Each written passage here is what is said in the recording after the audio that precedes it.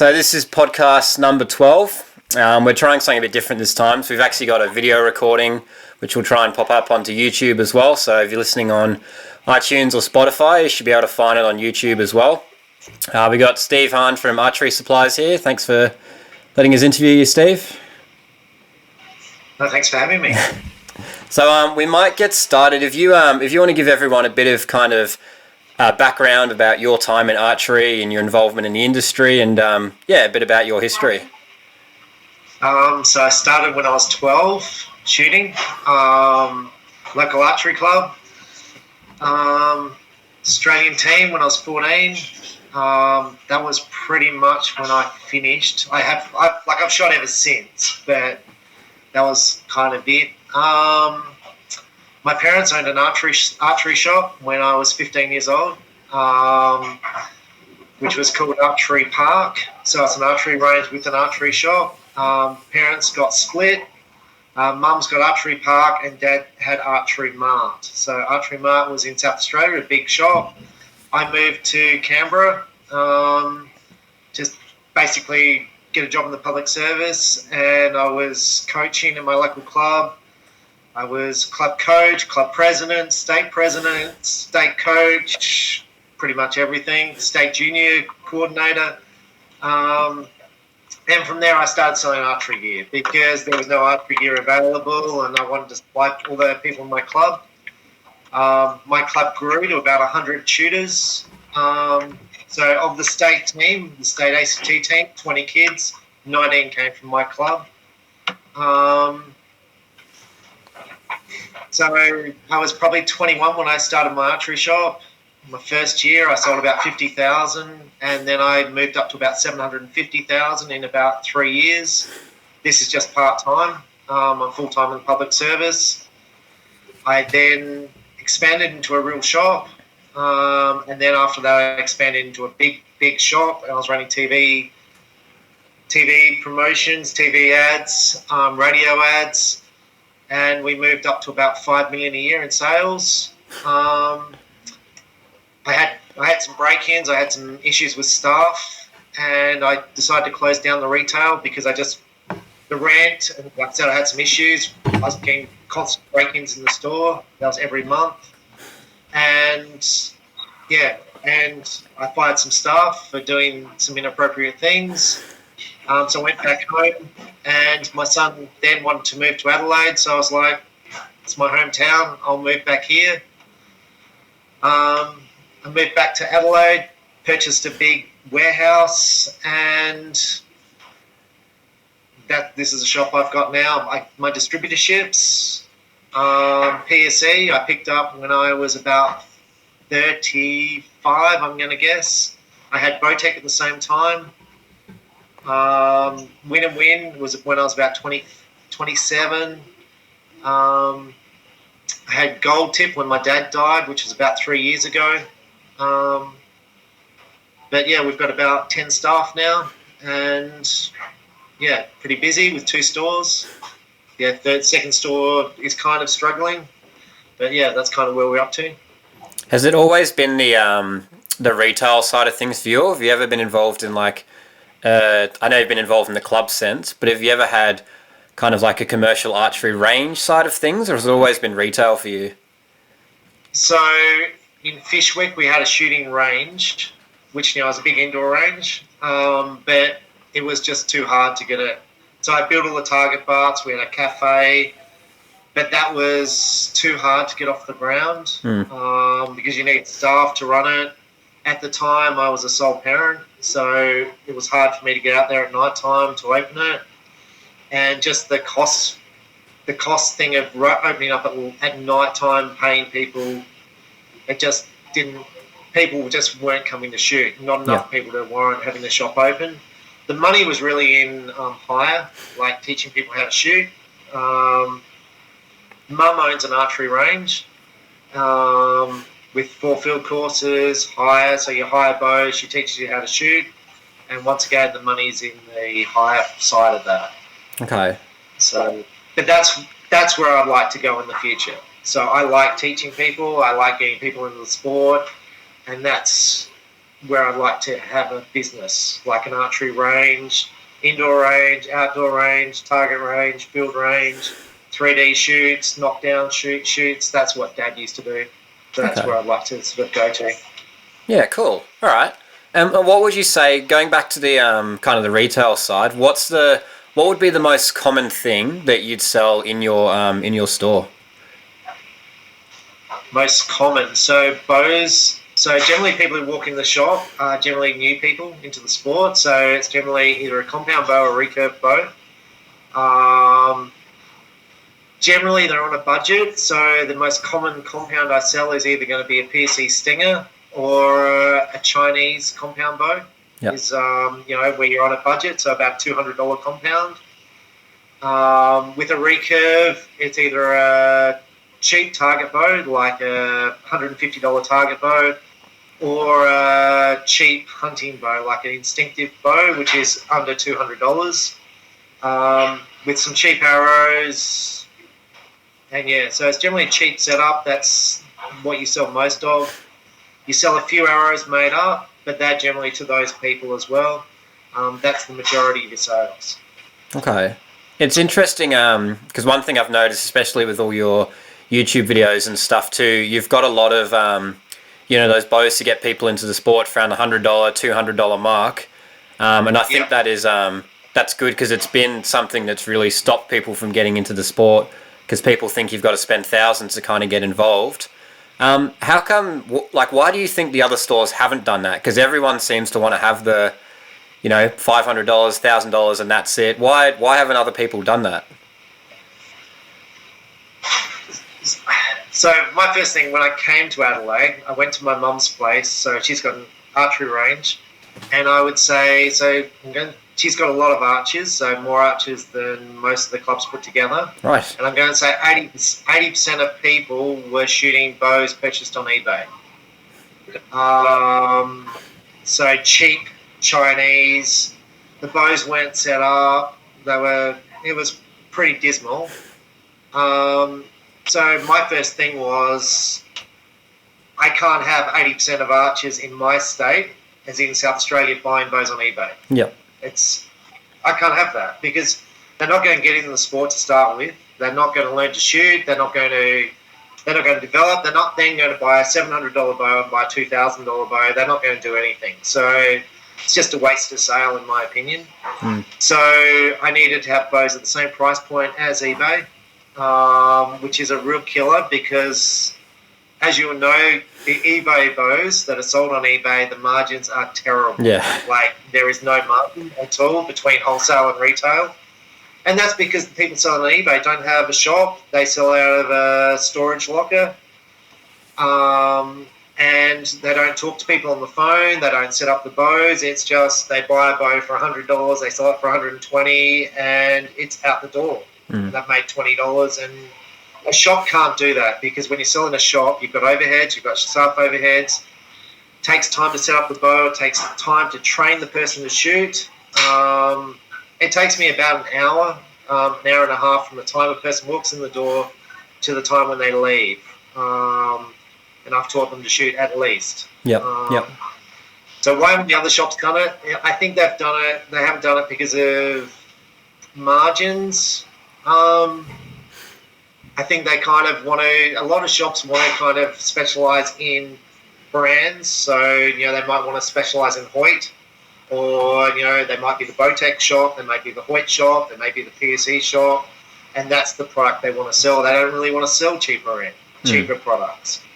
I had a guy working for me who didn't want to sell the Chinese products because he didn't believe in it.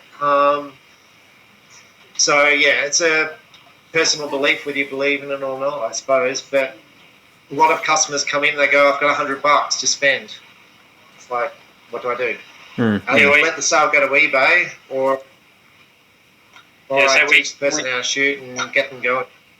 Definitely, rather sell them something like a Hoyt or something where they're going to get a good experience.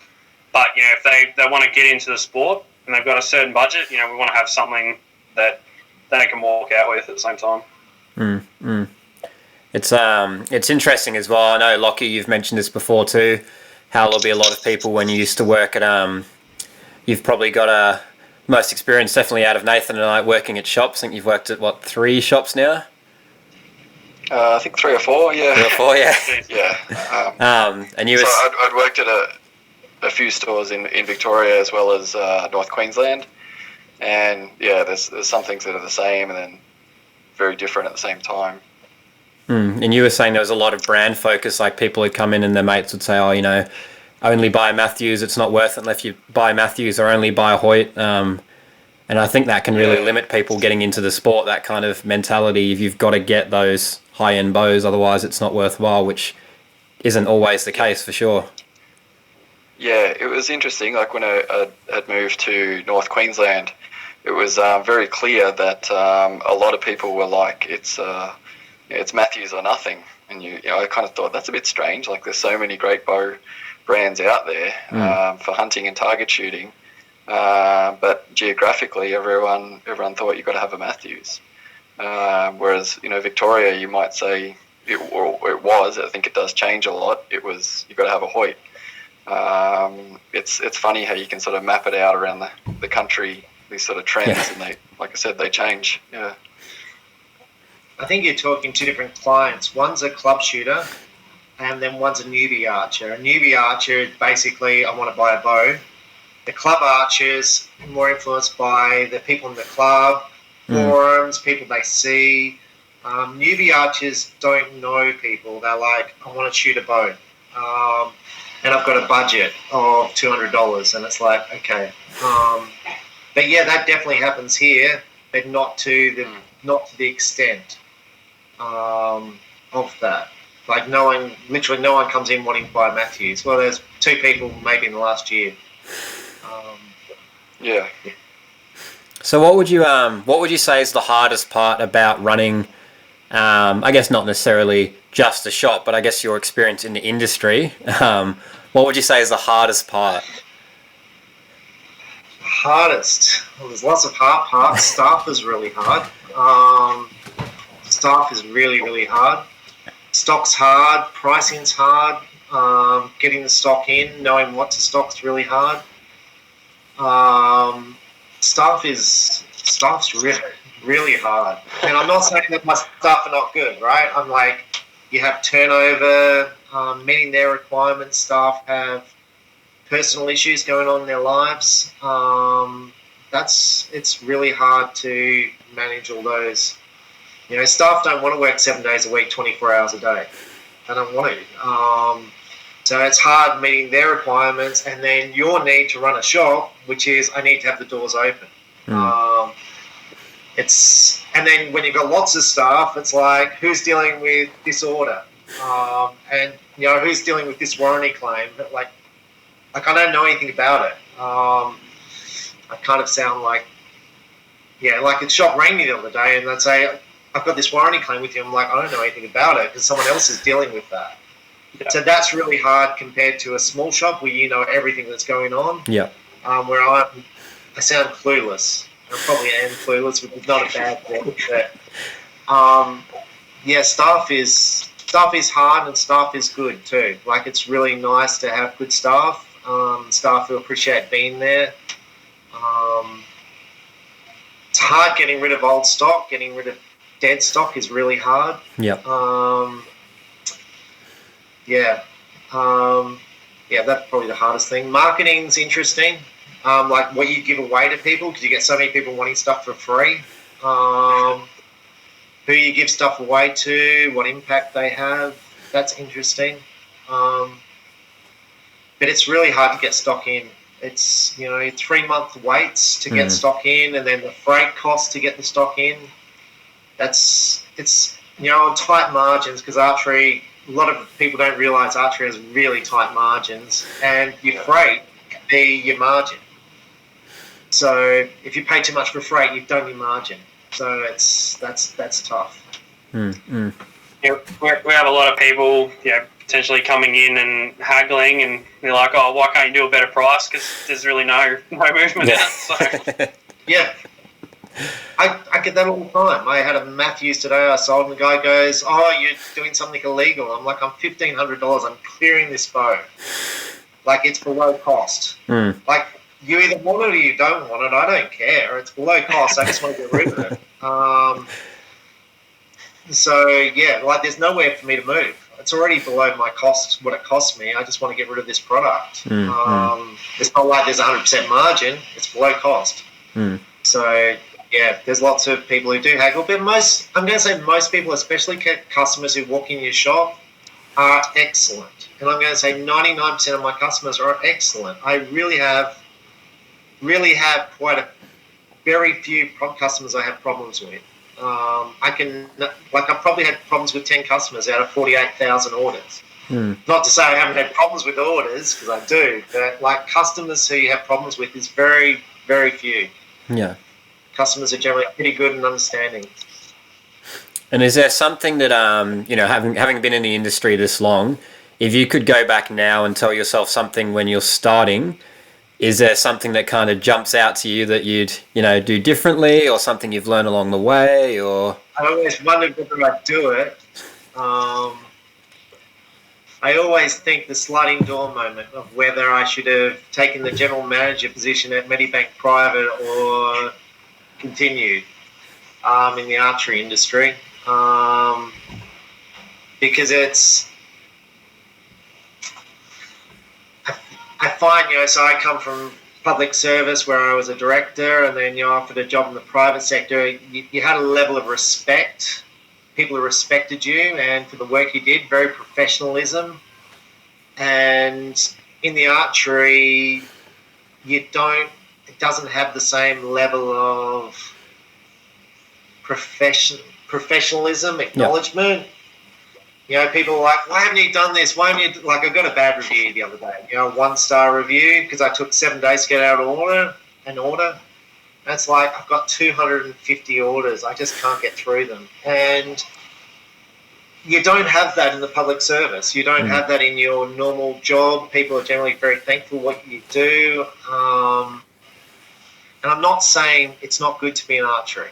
Okay, I'm not saying that. It's just, there are things that are fantastic about archery. A lot of people do value the work you do. When I got an archer who's a dentist, he did my son's teeth for free because he goes, you're a great guy, you've always looked after us, and he did my son's teeth for free. I appreciate stuff like that. But overall, it's a pretty tough gig compared to working a 9-to-5 job, where you have 4 weeks annual leave a year, you have sick leave, you have long service leave. But what would have I changed? I just do my best every day, and so I don't have any regrets. I've tried to expand. I tried to expand with Matthews. When I went into Matthews, I tried to expand. I definitely wouldn't have gone to Matthews again. That was a bad mistake. So that didn't turn out very well for me. But then I have success. Victory was great for me. Gold Tip was great until they gave it to someone else. PSE's been great for me. Win and Win was great, no longer great for me. But it's a very cutthroat industry for a small industry. I was selling one brand a bow, and I brought in, let's say, $100,000 worth of that bow. It was a big commitment for me. And then that company supplies one bow to the shop down the road. And I was like, what are you doing? Why are you selling them one bow when I've got $100,000 worth of your stock? And I'm moving their stock. That sort of stuff just cuts into my guts. But there's not much you can do about it. So you just got to, I suppose. So I'm dribbling a lot, but my biggest thing I tell myself to do is not sweat the small stuff. So I don't stress that much now. When customers are angry with me, I'm like, see you later. I'm not going to bother about it. My dad gave me advice when I was early. If people are going to be a problem to you, you're best to cut your losses. So there's some customers And there's one customer I wanted to give his money back to, and he wouldn't let me take the money back. But I so wanted to give him his money back. I'm like, please give me the bow back, and I'll give you all your money back, even though the bow's 3 years old, because he's just a problem. He's just a problem client, and he's only ever bought one bow from me. But you'll see all his reviews. His name's Thomas, and he's just only ever brought one bow. Yeah. He's blown it up 3 times. It's, it's like, you paid $600 for this bow. I will give you $600. Just disappear, buy your stuff off, Abby. Yeah. Please. You can't worry about this stuff. You've got to go, look, the majority of customers are lovely. I'll deal with the nice ones, and the customers I don't want to deal with, go to the other shop and buy. It's just not worth sweating it. It really isn't. You don't get paid enough in archery to worry about the stuff. Yeah, absolutely. That's my advice to you, being young. I think there's a saying in sales or retail that when somebody has a good experience, they might tell one person. If somebody has a bad experience, they tell an average of 5 or something like that. Yeah. People love to whinge.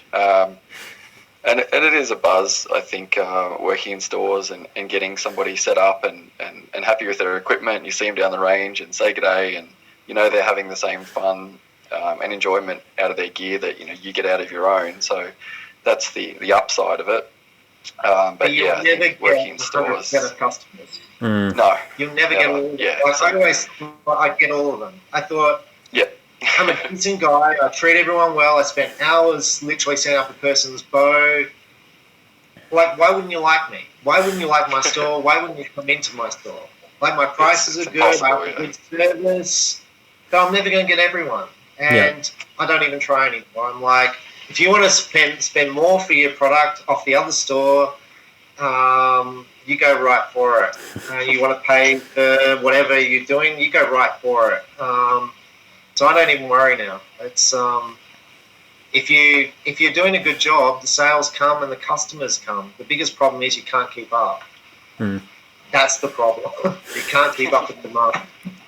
It is it's an interesting thing in Australia too, because you look at America, where they've got the trade association and there's a lot of minimum pricing, and then distributors are only allowed certain areas they can sell to, and then you come to Australia and it's just like anyone can do whatever they want. Like, there's no minimum pricing. People will import bows and they're meant to be exclusive distributors, and then other people can get them. Like, it's just so many loopholes over here.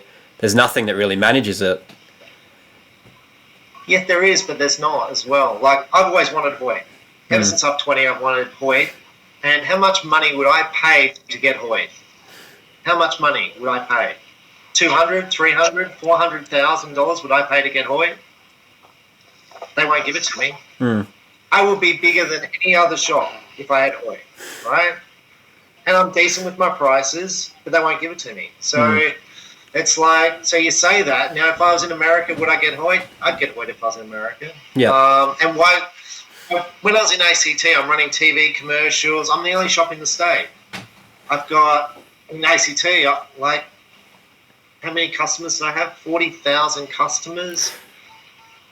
Hoyt when Bowtech won't deal with me, and I was selling 700 Bowtechs a year.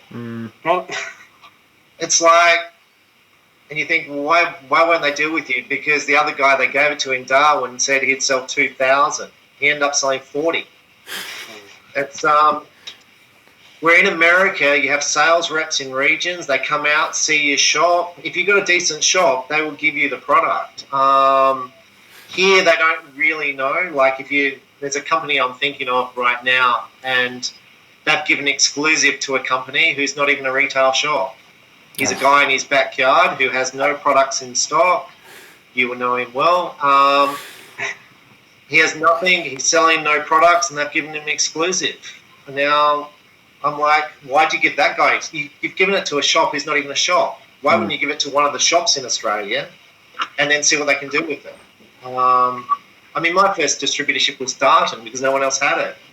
And then I did really well with Darton. And Darton's a good brand. It's just no one deals it now. So I think Australia's pretty good. And I think if you build up the base, your customer base, I think you do really well. It's just America's. I would do well in America if I was in America. Like, there's lots of shops, but there's lots of archers and there's lots of hunting. But Australia, like, you can name the number of shops in Australia. There's not that many. eBay's hard here, but America's got Amazon, which is hard as well. Yeah. eBay here is the biggest killer. But Australia's pretty good. So, yeah, Australia's pretty good. There's not the hunting here that there is in America. I mean, the hunting side of it in America is just huge. So, yeah. So Australia's good. Yeah. So when you talk about Hoyt and other brands and stuff, do you think the reason they won't kind of sell to other shops in Australia is just because we're so much smaller than America, like as far as the turnover of bows, or like what's the reasoning behind that? Depends on the brand, depends on the salesperson. So bit of history on when I got PSE. So PSE was originally handled by a shop in Adelaide. They lost that distributorship. It went to Melbourne. Now that guy had that brand for, I'm going to guess, maybe 6 years. And I hadn't seen a PSE bow in Australia for probably 7-8 years at that stage. Okay, yeah. PSE was dead. I went to PSE, I went to Pete Shepley, and I said, look, I'd really like to sell your bows. I'm going to take out a loan. I'm going to sell my house and buy PSE into Australia in bulk. So I made this big order for $150,000, right? Which was the price of a house. It was the price of my house. And Pete, after I placed the order, Pete then said no. Oh, he said no. Now, that order was 7 times bigger than the guy's annual sales in Australia. It's like, it was a big order, and I'm like, and it was a once up, 150 grand initially. And PSE said no. And I went to the AGA show the following year, and I saw that guy, and he said that we made a really big mistake not to sign you. And I'm like, oh, well, we all make mistakes, like, it's fine. But he'd moved on to another company. And that's when I met the current sales guy, Jay, and we got talking, and he was new. And, I mean, he did his research on me to see what people thought of me. And he took a risk, and it paid off for him because I sold lots of PSEs, and PSE grew in Australia. I think I do a good job with PSE. So what stops other companies like Matthews, for example? Matthews, it depends on the sales rep, or Hoyt, it depends on the sales rep. It depends on what percentage of the Australian market they own. It depends on how big they think the Australian market is. So, you know, like American might think, well, Australia's a tenth the size of the US, so we should be a tenth of the sales of the US. And if they're selling, I don't know, a number out the air, $100,000, they might think that's not enough. Now, appointing me may annoy the rest of the Hoyt dealers around Australia, and that would be too big a risk for them. So it's all about, is the risk worth the impact of appointing a new deal, and how much will that new dealer sell? That's always the risk. Like PSE have appointed other dealers in Australia since I've been the dealer, and it created huge problems in the Australian market because a price war broke out. And then all these dealers are phoning PSE going, look, we're not making money now because you've appointed this other guy, and for a trivial number of bows, it just buggered up the Australian market. For a very short amount of time, but it was, you know, then I had 3 shops in Queensland basically refusing to stock PSE, and they only supplied 1 shop in Queensland. And it's like, so, and I still don't even have one of those shops back now. So that's the risk. It's the risk of how many can we sell versus how much will it cost us? But it depends on the salespeople. Sometimes they just don't care too. Bowtech's interesting. I don't know what the deal is with Bowtech. But yeah, it depends on the company. Like a lot of companies now are owned by insurance companies and finance companies. Where if you're a private company like PSE, then, it's got an owner and the owner cares about sales. So, like Hoyt's owned by somebody, so they would care about total sales. So, yeah, but Bowtech's owned by a finance group. So that's always So if you're looking at a dealership, like if you looked at Darton, if you went to Darton and go, look, we want to be a Darton distributor for Australia, they'd be happy because they don't have any sales at Darton in Australia. Yeah, yeah. But if they've already got sales, it's like, well, how's this going to be if we appoint you? What are you going to do for us? Or are you just going to be, trouble, basically? Yeah. For example, back in time, Dad was a Martin distributor for Australia. I think his name was Terry or Dan Martin. Gave a Martin dealership to a shop 20 metres down the road from my dad's shop. And that was a Hoyt shop. They were selling Hoyt, Dad was selling Martin. So it was like, Hoyt versus Martin rivalry. And then they supplied Martin to the shop down the road. So the Hoyt shop started selling Martins at cost.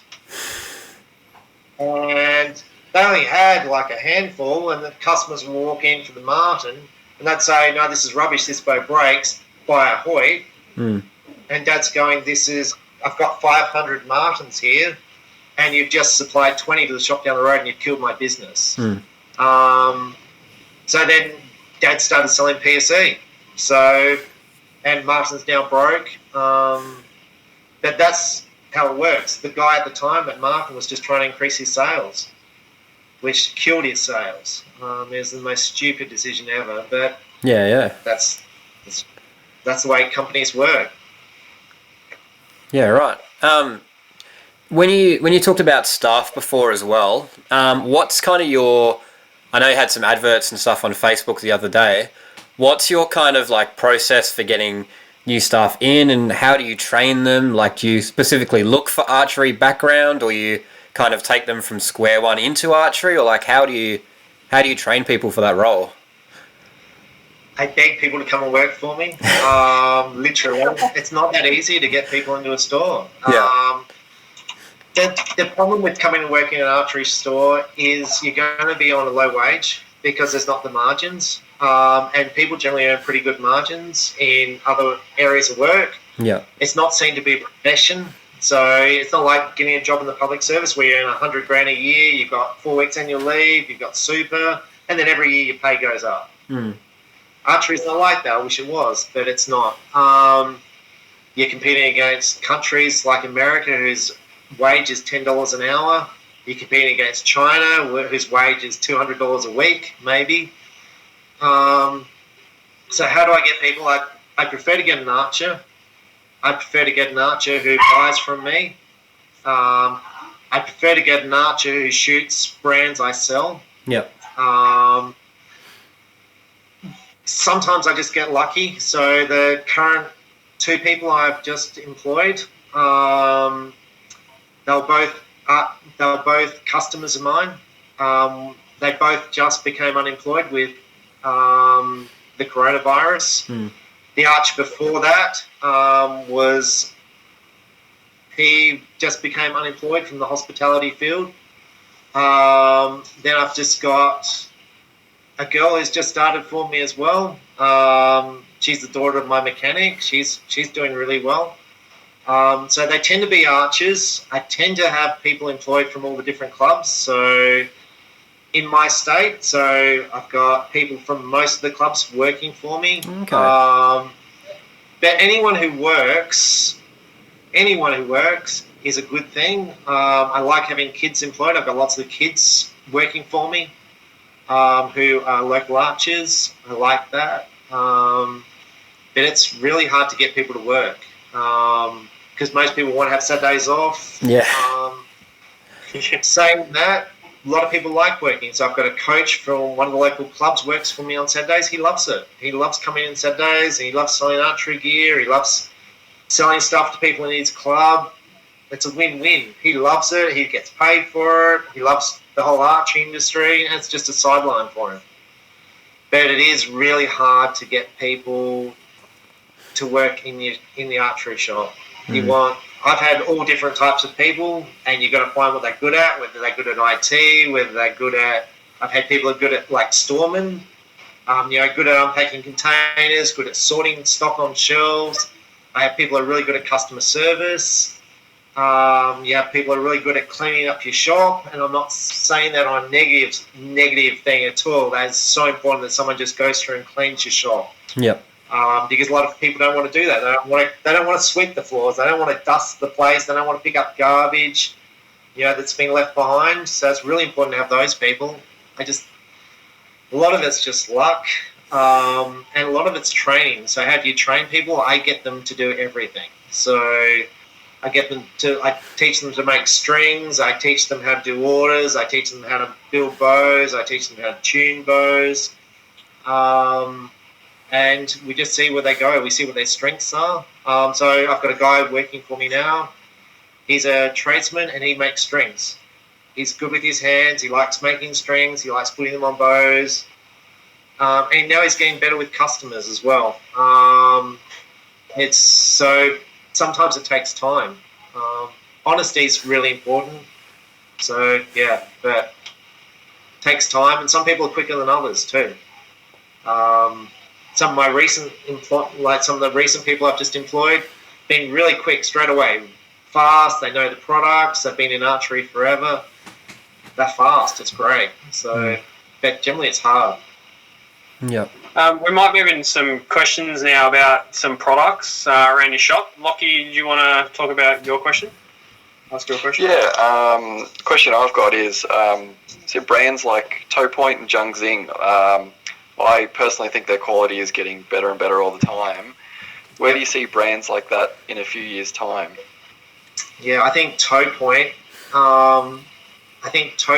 is just getting better and better all the time, and I think they're going to produce quality products to rival the Americans in time. At the moment, they've been priced at the bottom end of the market, but they produced a compound bow now, which is used on the world stage. I think for the American companies, it's a huge threat for them. But a lot of the American companies use these Chinese companies to produce their products. So it's like you've taught these people how to make your products, and now they're branding them under their own product. Like Zhangxing, Chinese again. China just cheap. When I say cheap, they make affordable stuff at a low price point, and they just knock it out. It's that they don't have. There's generally not a lot of loyalty there. They'll sell to anyone, and you've got to watch the quality, because some quality's a problem and the margins are low because it gets sold on eBay and they sell from China into Australia. And that's a huge threat on the marketplace too. But I mean, they're producing so much new stuff. It's like new target sights, new stabilizers, new arrow rests, new release aids, new kids bows, new compounds, new recurves. And there's so much. It's not that you go Toe Point, Zhangxing. There's a whole bunch of Chinese companies making now target sights. There's a whole bunch making blade rests for $40, $40, $50 retail. And it's like, how's that compete against a $200 American product? And they come in every color you can think of. It's big and interesting and scary at the same time. Yeah, I guess we'll see in a couple of years' time where things are really at. But well, it's developed so much already in 2 years. Before it used to be Cartel and Samick. Hoyt, I'm pretty sure Hoyt taught Samick how to make bows, and then Samick's its own brand, and now there's a whole bunch of Chinese companies making products. It's amazing. You sell a lot of Victory arrows. How do you rate them? Yeah. I love them. Customers love them. Price point's great. That to me was great. It was amazing. I had the choice. So when I lost Gold Tip, I had the choice between Victory and Black Eagle. And Black Eagle was selling to some guys in their backyard. Victory wasn't being sold, and yeah, I picked it up, and it was amazing. Like, the price point was good, the arrows were good quality. It was amazing. I literally switched from gold tip to Victory, and my sales just went from there to there, and they were even greater with Victory. And now I've got Black Eagle as well. So, but yeah, Victory was amazing. Great product. Yeah, good price. I've actually just started shooting them myself, so I really rate them. Yep. They're good. Yeah, the spine alignment's interesting because that's different to other companies. But their components are cheap. Like, their points are cheap, pin knocks are cheap, and they have price pointed for different arches from the bottom to the top. So that's really good. Different kind of arrow as well. The Skylon arrows. A little bit, less known than the Victories, of course. But this is actually a question from one of our staff members, because he's looking at them and interested. How are they? Are they actually good? Because they look good on paper, but do they hold up? Amazing. So they come out of China. So they have a whole range of arrows. So from the thin, like, X10 arrows, which are called their paragons and prelims. They have the normal carbons. They have the 204 carbons. They have hunting carbons. They have cheap carbons. They have little thin carbons for beginner recurves, and they're really affordable, cheap. Their components are all, like, really cheap, and they look so similar to other components. I would say it comes out of the same factory. That I haven't had one bad comment about Skylon. They produce traditional wood-looking carbon arrows with feathers. They've been awesome. They've sold really, really well. The target arrows, the paragons, which are the thin X10 grade arrows, I think most of the recurve archers in this state have now swapped to them. Really? A lot of the compound archers have swapped to them. They've been getting great results. And they're cheap. Like, they're so cheap. Biggest problem is going to be getting them with the coronavirus thing, but I think that will open up again. But they've been amazing. Yeah, because I think I can't remember exactly. I think the paragons are about $220 for a dozen, something like that. Yep. And they're X10 diameter. It's pretty insane. Amazing. The pins on them are a weak point, so on the paragons. So I've got a guy shooting them, and his pins are bending on them. Wow. And he said, "What do I do?" And I said, "Don't shoot as well." And the X10 components all fit. So I don't know what the pins are like on X10s, but the X10 pins all fit. The X10 points fit. Most people are shooting tungsten points in the paragons. The Paragon tungsten points, like they make Skylon make their own ones, I believe. Is that? Yes, which are the same as, like, I think I'm just going to pull numbers out the air. I think a X10 tungsten point is 500 a dozen, maybe 600.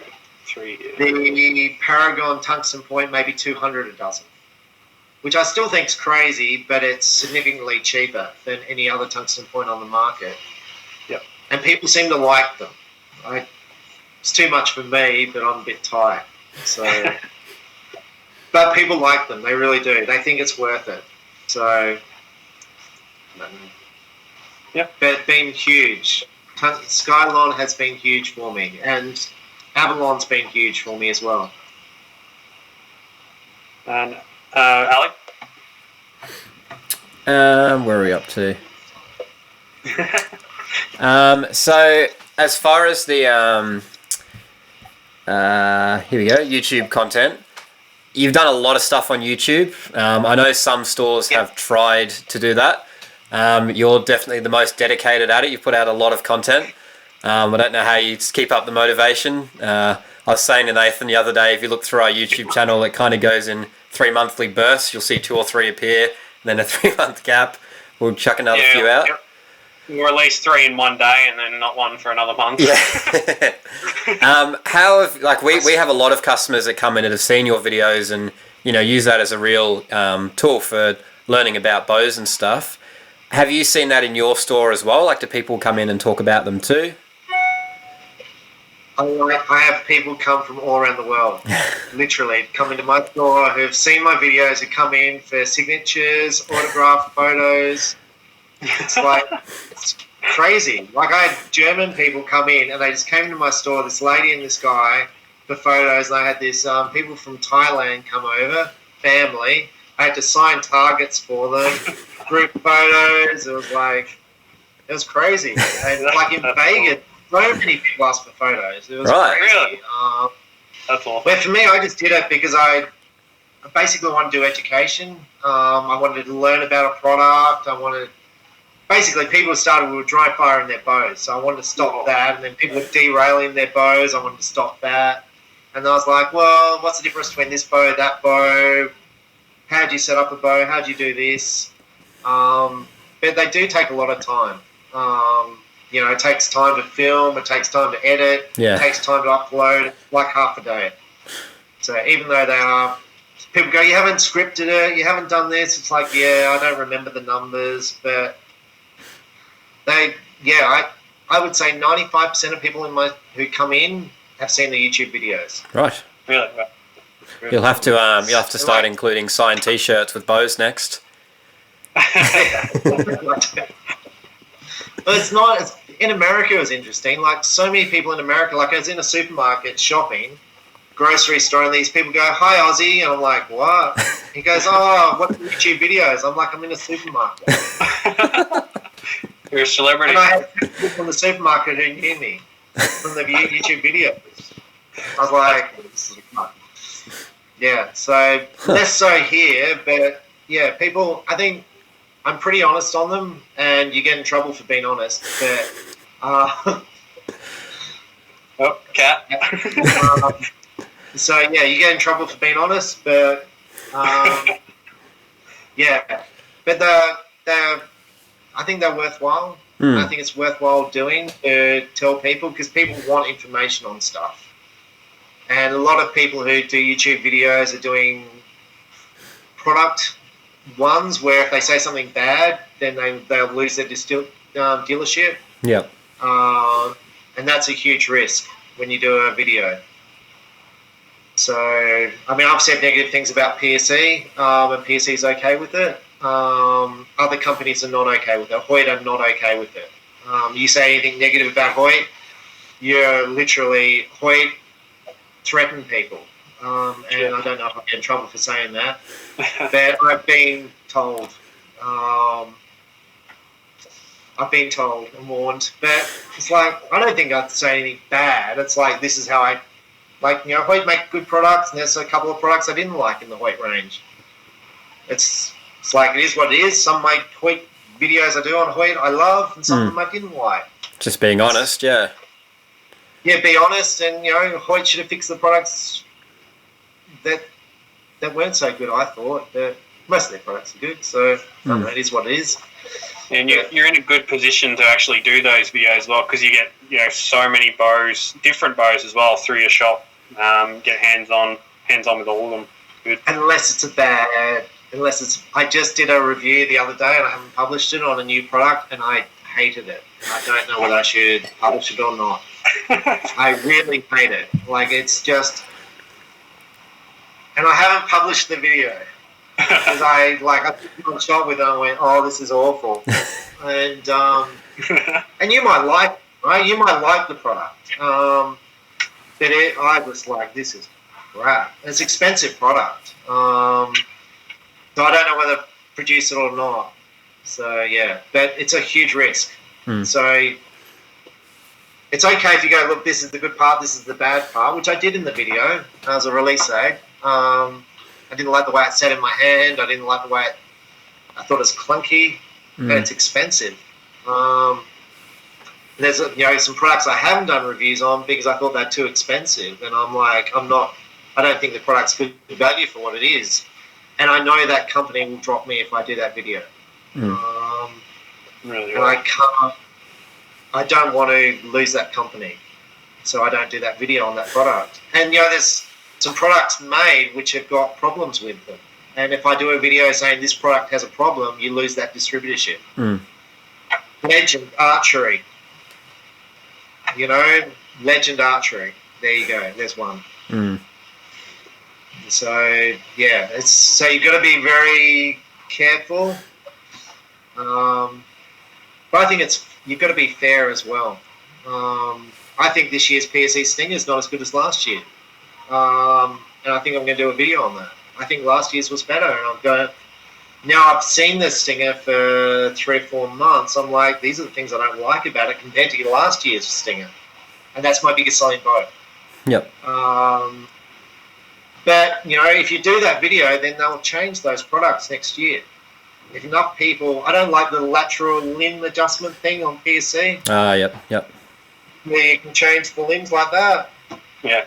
Number of people who came up to me in Vegas who go, we hate this as well. And I'm like, it's, PSC's okay with me saying that. So, but it's not like you're going out of your way to go, this is bad and I think it's bad because I just don't like it. It's just providing feedback that ultimately will make next year's model better. So it's kind of a shame that those companies might look at it as a negative thing when it's an opportunity for improvement. That's like Bear. The first video I did on Bear, I was like, this is a great product. It just takes 6-7 months to get into Australia. Bear goes, you lose your distributorship. Like, no, just ship me products quicker. Right. That's it. Put me products quick. Yeah. And we're going to be happy, Supply me lots of products and I can supply to all the shops. We're all happy. Yep. No, we'll just cut you. Really? Like, Yeah. Okay. I think what PSE have done with getting John Dudley on board and making it very clear that they want to be open and have a archery community input, to be able to improve and change their products. I think that's a step in the right direction because then you're getting the fans and the enthusiasts involved with of where things are going to go to for the next year's models and improvements. The PSE's always been like that. I walked around the trade show with the engineers and they said, you show us a product from another bow company that's better than our product and tell us why it's better at any price point. So show us, take the Stinger or take the Super or take the Bone Madness. Show us a product which is better at our price point and why it's better, and then we'll change our product. And it was interesting walking through the show with them, going to the different manufacturers and going, well, this product's good for this reason. And, they take notes because there's 7 engineers there or more designing bows. They want to produce the best bow they can for the price point. It's I think it's awesome that they're doing that because, they've got all their engineers, they pay them heaps. They've done a lot of research, but you're on the ground selling the bows, talking to the customers. So, like, I loved it when they went, PSE on their target bows used to do black strings and then they went coloured strings. I was like, yes, thank you. Like, PSE needs an adjustable grip on their target bow. That's what they need. It will come. It may not be this year, or maybe it will not be next year, but it will come. That's the thing I'm waiting for. It doesn't affect. It won't generate that many more sales, but it'll just be a nice thing to have. Adjustable grip. I like that. And that's, if they get enough feedback, then it makes it happen. I don't know. I like that from a company where you go, look, these are the things you improve. They take it in and they improve it. I like that. And what have you found as far as, like, obviously working in archery and being involved with the clubs and shooting yourself, it kind of makes it pretty all-consuming with archery. How do you kind of, like, do you have hobbies outside of archery, or do you still consider archery to be your hobby? Like, how do you keep balance with all that kind of stuff? I wish I had balance. I really do. I wish I had balance. It's so hard because I'm working 6 days a week and I do videos on Sundays, and I would say it's a huge negative to any of the relationships. I've been in, and I'm at my girlfriend's house at the moment, and I'm meant to be cooking our dinner. So it's a huge thing, but like it's a good thing. Like I enjoy it. I enjoy getting people to shoot. I enjoy the whole. I've got a young kid who's just started working for me. I sold him his first bow, and he's got a better bow now, and he was going to shoot the junior nationals. It's a cool thing, you know. I've got a bunch of kids who work for me, but it's cool. It's good seeing them develop. It's good seeing people grow up, but it's so hard to get balance. It's hard to get time off. It's hard to have time to do my house, to clean my house. It's really hard. I think that'd probably be a wrap. Get to go home and cook. I'll get to cook dinner. Yeah, thank you. That was really good, and I think it's interesting as well. I know, again, America's had a lot of podcasts kind of talking about their archery industry, so it's kind of nice to get an insight into, arguably Australia's largest archery store. I would consider it the largest store, and I'll have to. I don't know how big Abby is compared to me now, but I think we're doing okay against them. We're always close in size, but yeah, I don't know. Certainly up there for sure. We'll have to give a shout out to Tom Brown as well. This is our first podcast recorded on a new microphone, so thank you, Tom, for that one. One of our legendary customers.